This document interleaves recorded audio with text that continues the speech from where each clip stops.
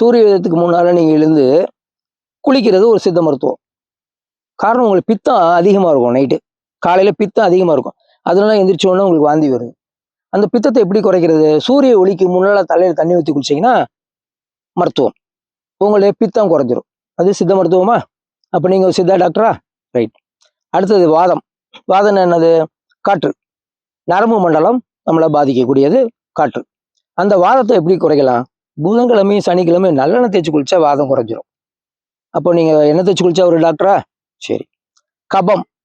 வாதம், பித்தம், கபம் இந்த மூன்றையும் ஏற்றத்தாழ்வுகள் கூடுதல் குறையது தான் நமக்கு நோய். ஒன்று கூடினும் குறையினும் நோய் ஒரு வள்ளுவர் சொல்லியிருக்காருல்ல. அதனால இந்த வாதத்தை குறைக்கிறதுக்கு நீங்க என்ன செய்யணும்? காற்றை சமப்படுத்தணும். அப்போ காற்றை சமப்படுத்துவதற்கு எளிமையான பயிற்சினா மத்தியானம் சாப்பிட்ட உடனே ஒரு சுக்குப்பொடி சாப்பிடுங்க. வாதம் கண்ட்ரோல் ஆகும். பித்தம் சுரக்கக்கூடிய பொருள்கள், புளிப்பு அதிகமான புளிப்பை குறைச்சிங்கன்னா வாதம் கட்டுப்படும், பித்தம் குறையும். வாதமும் பித்தமும் தான் இன்னைக்கு உலகத்தில் நிறைந்த நோய்கள்.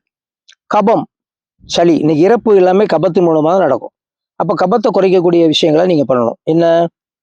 இந்த பேக்கெட் ஐட்டத்தை சாப்பிடக்கூடாது, பேக் பண்ணதை சாப்பிடக்கூடாது. கபத்தை குறைக்கக்கூடிய பொருள்கள் அதை சேர்த்துக்கணும். இது தூதுவளை, கரிசலாங்கண்ணி, முசுமுசுக்கை, சுண்டக்காய், இப்படி கபத்தை குறைக்கக்கூடிய திப்பிலி, இதெல்லாம் வந்து உங்கள் கபத்தை குறைக்கும். அப்போ வாதத்தை எப்படி குறைக்கணும், பித்தத்தை எப்படி குறைக்கணும், கபத்தை எப்படி குறைக்கணும் அப்படின்னு நீங்கள் தெரிஞ்சுக்கிட்டீங்கன்னா உங்கள் வாழ்வியல் முறையில் செய்யக்கூடிய விஷயங்களையுமே இந்த மூணையும் பேலன்ஸ் பண்ணும்போது நீங்கள் ஒரு ஆரோக்கியமான மனிதனாக மாறுவீங்க. ஸோ நீங்கள் ஒரு டாக்டர். நீங்கள் கண்டு உணர்ந்து செய்ததை பிறருக்கு சொன்னால் நீங்கள் டாக்டர் தான். உங்களுடைய வாழ்வியல் முறையே உங்களுக்கு மருந்து தான்.